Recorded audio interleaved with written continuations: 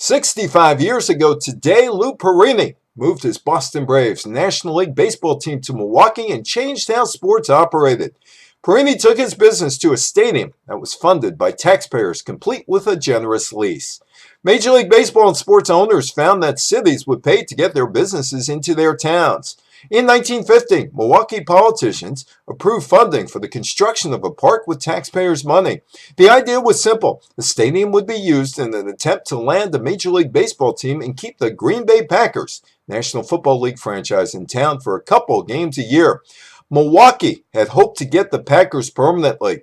Green Bay put up money for Packers Stadium in 1956. In 1952, Perini's Boston Braves sold only 281,278 tickets to 77 home games.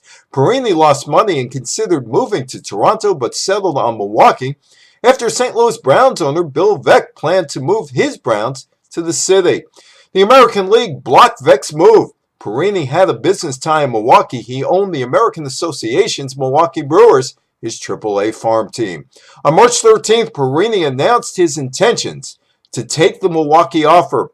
On March 18th, the National League owners approved the transfer. All of a sudden, Perini was making money. Small market Milwaukee outperformed big market Brooklyn in attendance, and that started the wheels in motion that eventually would lead Walter O'Malley to Los Angeles. O'Malley concluded that Brooklyn could not compete with Milwaukee if his Dodgers team was stuck in Ebbets Field. Milwaukee lost the NBA Hawks to St. Louis after the 1955 season. The Braves would move to Atlanta in 1966. Milwaukee would get an NBA team in 1968 and baseball in 1970. Milwaukee would eventually build taxpayers-funded venues to keep those teams in town. I'm Evan Weiner for the Politics of Sports Business.